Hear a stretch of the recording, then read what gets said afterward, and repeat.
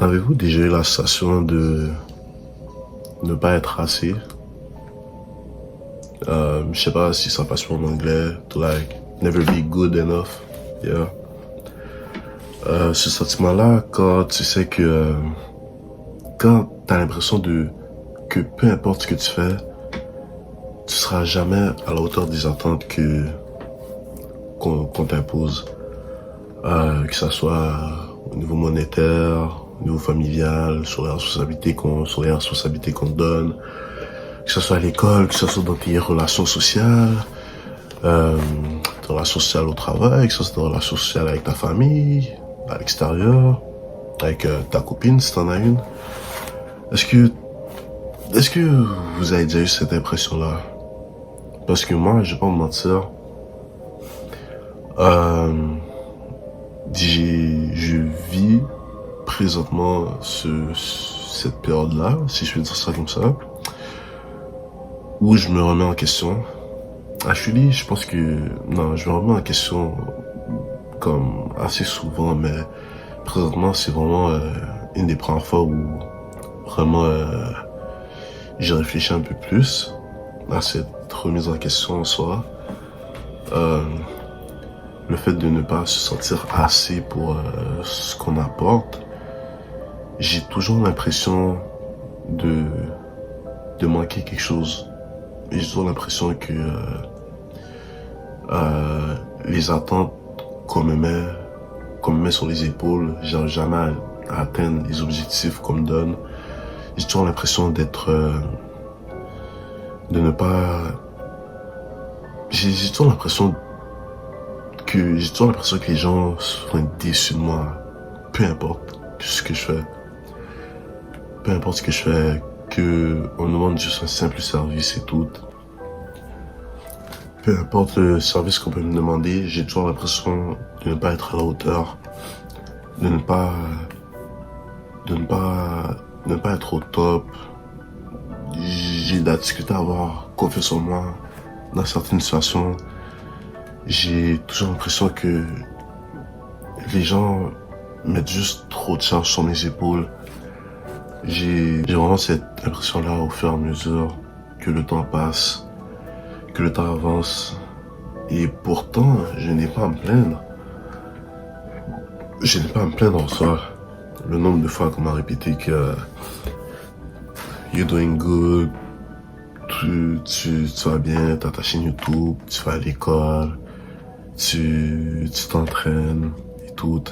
Même à là, quand je pense que le truc que la part des gens ne se rendent pas compte aussi, c'est que quand tu te mets à faire plusieurs de ces affaires-là, quand tu vas avoir plusieurs hobbies sur le côté, side hustle, appelez ça comme vous voulez, parce que tu pourras jamais devenir le meilleur dans ça, tu pourras juste être average dans tout ce que tu fais. Since que je suis pas le youtubeur qui a arrêté l'école, qui s'est lancé à temps plein sur YouTube, je pourrais jamais exceller comme lui à la création de vidéos, sur le fait de créer du contenu, de prendre des abonnés, de ci, de ça. Je suis pas celui qui s'est dédié à 100% à l'école non plus. Donc je suis clairement pas celui qui a les meilleures notes. Je suis clairement pas celui qui est le plus attentif en classe. Je suis pas celui qui s'est dédié 100% au travail. Je suis pas celui qui fait le plus d'argent, qui a le plus d'heures au travail ou quoi que ce soit. J'ai rien de tout ça. Même dans les entraînements, j'ai beau m'entraîner, le mettre sur les réseaux.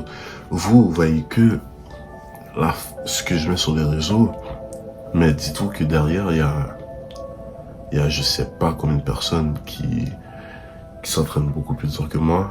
Surtout, là, on va mettre à part les athlètes professionnels, mais là, je parle vraiment des gens qui se dédient au sport à 100%. Moi, je me suis jamais dédié à quelque chose à 100%. Je pense que c'est ça. Je pense que c'est dû aux responsabilités que j'ai dû avoir très tôt dans ma vie. que j'ai dû avoir très tôt dans ma vie, justement. Le fait que j'ai pas forcément eu de modèle dans ma vie pour me dire comment j'aurais dû gérer telle situation, comment j'aurais pu gérer ma santé mentale. Plusieurs de ces choses-là, j'ai pas forcément eu de modèle, j'ai dû me bâtir. Certes, on est humain, on s'inspire de d'autres personnes, mais est-ce que j'ai vraiment eu un modèle en soi à chaque jour qui est là, qui me pousse à faire ci, à faire ça? Mis à part ma mère, j'ai pas vraiment connu ça, vous voyez. Je pense que cette vidéo-là pourra en faire cogiter plus d'un. Je pense que c'est peut-être une situation que plusieurs personnes peuvent se reconnaître dedans, le fait de ne pas se sentir, comment on peut dire ça en français? De ne pas être enough, de ne juste pas être assez pour ce que l'on veut devenir, pour les gens autour de nous. J'ai toujours l'impression, comme j'ai dit, de lac sur n'importe quel aspect dans ma vie. J'ai toujours l'impression de ne pas en faire assez, de ne juste pas en faire assez. Et ça joue beaucoup sur mon mental. Parce qu'après, ça me met dans des situations où je vais, pour selon moi être assez, je vais commencer à me négliger moi-même. Je vais commencer à ne pas manger, juste prioriser ce que les autres ont besoin avant mes propres besoins à moi. Comme je dis, me négliger moi-même, que ce soit dans le sport, dans ma nutrition, quoi que ce soit.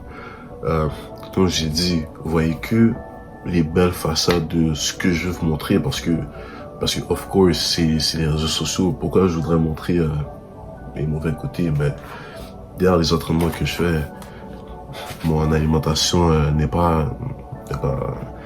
vraiment pas bonne. C'est vraiment pas un exemple à suivre.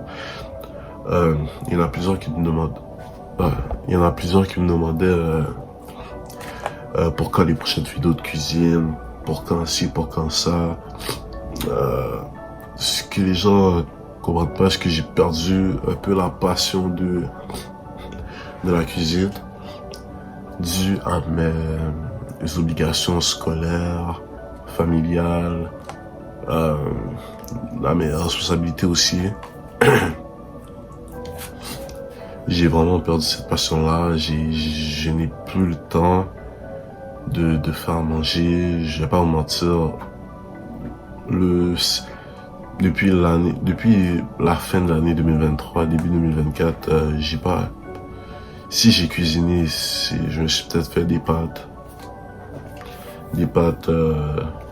très normales.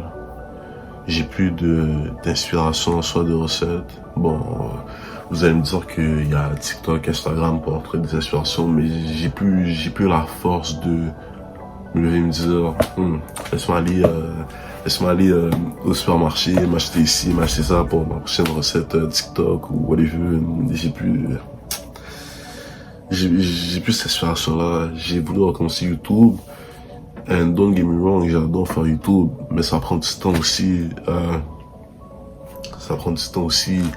J'ai de la misère à subvenir aux dépenses de la maison parce que justement, en tant qu'étudiant à temps plein, je travaille pas.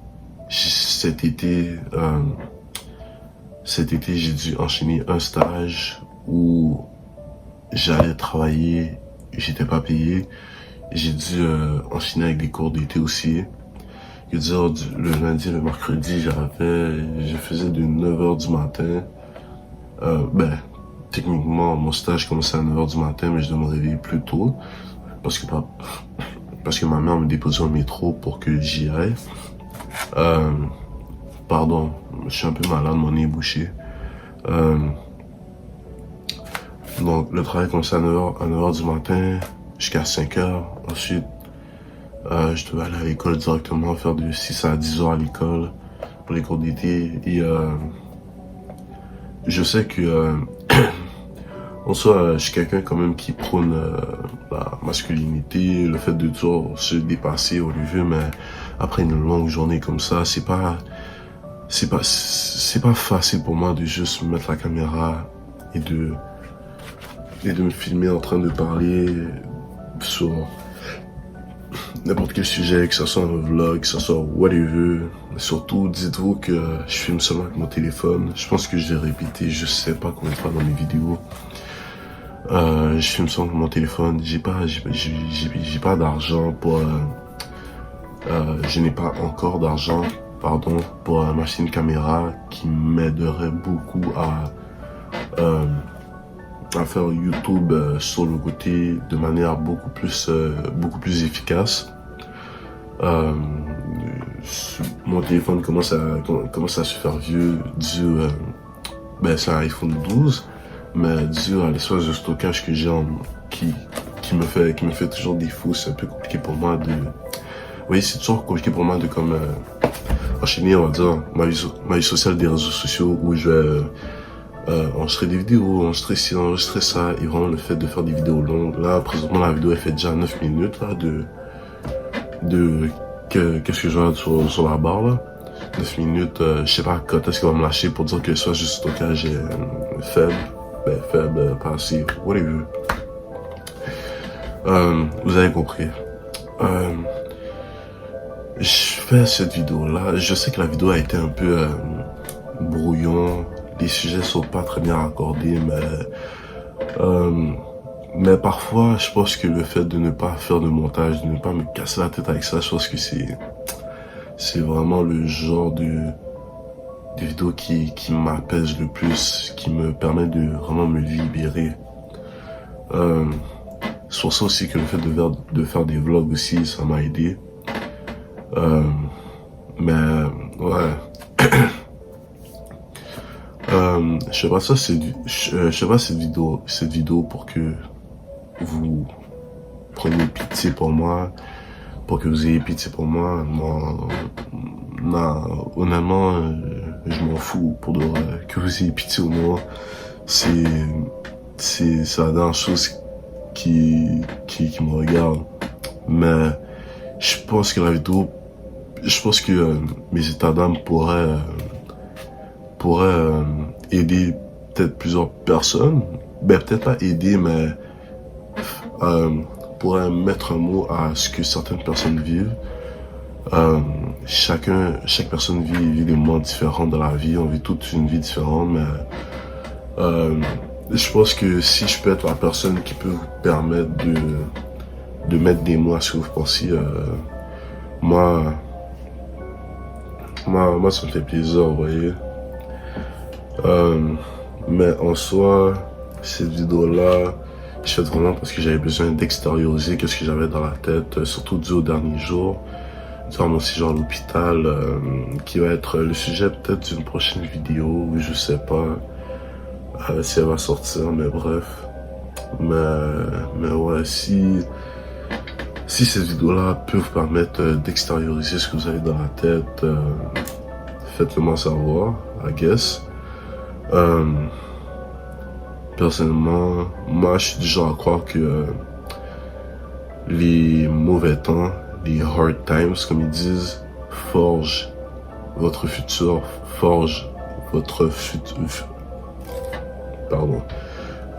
les bad times forgent votre future personne. Je suis du genre à croire aussi qu'il ne faut jamais abandonner. Je sais que les temps durs, ça vous met vraiment dans un état malsain, que ça peut beaucoup juste sur votre mental, vous pouvez peut-être faire une pseudo-dépression, vous le savez même pas. Et surtout, pour ceux qui sont dans ma tranche d'âge, qui sont dans la vingtaine, je sais que cette période de notre vie-là, c'est peut-être la pire. La pire due au fait que beaucoup de gens se séparent, des amitiés se séparent, d'autres prennent des chemins différents, d'autres vont faire ci, vont faire ça. On se remet beaucoup en question. notre mental joue beaucoup, surtout après, je pense que surtout après la pandémie, ceux de ma génération, pour ceux qui savent pas, moi je suis en 2003, je pense que les 2002, 2003, on peut se comprendre là. Depuis la Covid, je pense que notre vie a fait un pardon, a fait un changement drastique qui fait en sorte que je pense que notre santé mentale n'est pas forcément la meilleure. Euh, donc ouais, euh, cette vidéo-là a pas de but comme j'ai dit plus tôt, mais je pense que si je peux aider certains à, comme j'ai dit, je me répète encore, mais comme j'ai dit, si je peux permettre à certains à extérioriser qu'est-ce qu'il y a au centre en nos deux, ça me fait plaisir. Faites-moi savoir dans les commentaires qu'est-ce que vous en pensez. Déjà de ce genre de format de vidéo là et comment votre vie se passe, on va dire en général, ceux qui sont dans ma tranche d'âge. Je sais que c'est pas facile en soi. Donc ouais, je vais vous dire de faire tout ça à vous.